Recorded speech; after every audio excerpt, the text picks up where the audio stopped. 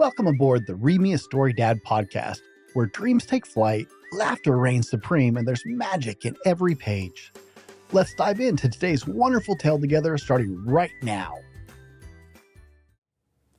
Welcome to Read Me a Story Dad, where there's a father's love in every page. My name is Brent, and today we'll be reading Miss Marble's Marvelous Makeover by Sheila Walsh, Waterbook Press, 2001. We forgive you for eating your hammer, Big Billy said to Einstein. But how will we ever open this box now? The true new key is inside. You must journey once more to find the great white tiger, Lulu said. The Snowkeeper will show you the way. She pointed to a small house on the mountainside below. Then, with a flick of her tail, she was gone. Big Billy steered the hot air balloon toward the Snowkeeper's house. Einstein's enormous error. Be careful, Big Billy, Mrs. Marbles whined, as her friend tried to lower the tiny basket to the ground in the strong wind. I'm a little queasy and a trifle sneezy. When this is all over, I will definitely need to recline in the sun. The basket finally landed with a soft thud in the snow. Ah, land, glorious land, Miss Marbles said. Perhaps we'll have time for a bit of skiing, Einstein suggested as he tried to climb out of the basket. Focus, focus, Miss Marbles said. She stood up tall and proud. We are on a mission that only we can fulfill. Now, Big Billy said, let's remember we can do nothing without the great white tiger. Yes, but he did choose us for the job, Mrs. Marbles replied. The group made their way toward the Snowkeeper's hut. Wow, hello, not working for me? Chattaboonga cried as she sank into the snow. Boongachatta's muffled voice came from a snowdrift. Einstein fished out the sisters and carried them to the Snowkeeper's door.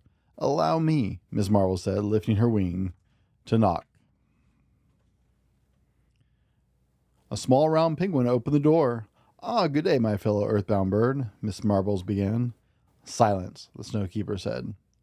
Well, how rude. Silence, I say. Come inside quickly, the penguin commanded, and guard that box. You have been followed. Everyone except Miss Marbles hurried in. Well, I don't see anyone, she said, and I certainly don't take orders from a rude bird who can't even walk in a straight line. Oh. The Snowkeeper grabbed Miss Marbles' pearls and yanked her inside. There, the black and white bag of furs got the box. Yo, bird, any peanuts on the flight? There's no time to waste, the Snowkeeper said, taking some backpacks off the shelf. Put on these parachutes. Can you direct us to the great white tiger, sir? Big Billy asked. I will, but hurry, he said. Evil is overhead. Evil Schmeevil, Miss Marbles muttered. Silence, foolish bird, the Snowkeeper said. Lives are at stake. Miss Marbles threw down her pack and stomped her foot. Just a little courtesy to one's fellow feathered friends would be nice. A thundering boom cut her off, and a Reptillion Creepshaw burst through the roof. It's too late for you now, proud one, the Snowkeeper cried. He pulled a lever, and a huge trapdoor opened beneath the group. Pull your cords now, he cried. Everybody pulled their cords as they fell into the darkness. Everybody, except Miss Marbles, that is. Miss Marbles clung to the edge of an open hole. Oh, my goodness. Oh, nice snowbirdie, help. At your service, Reptillion said, as he grabbed Miss Marbles. An enormous black raven swooped down and lifted them out of the darkening sky. Big Billy, Einstein, don't leave me, Miss Marbles cried.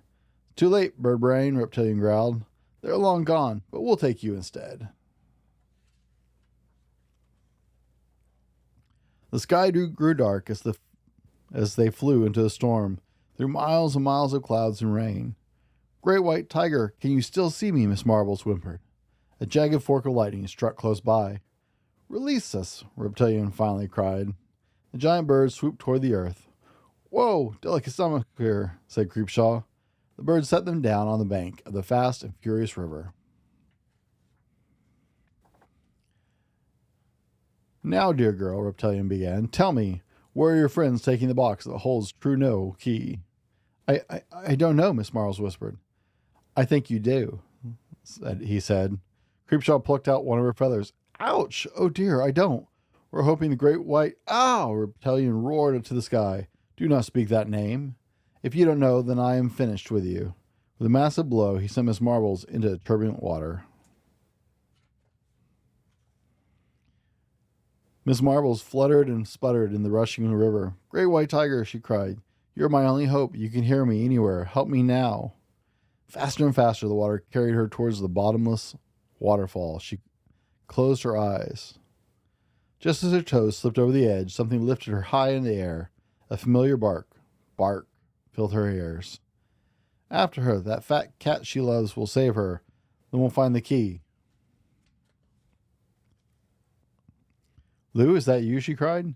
You got it, sister, Lou growled. Sit tight. They flew out of the storm and in the sunlight, landing last on the smooth, warm stone. I've ruined everything, Miss Marbles cried. All because I didn't want to take orders from birds smaller than I. What a silly girl I am.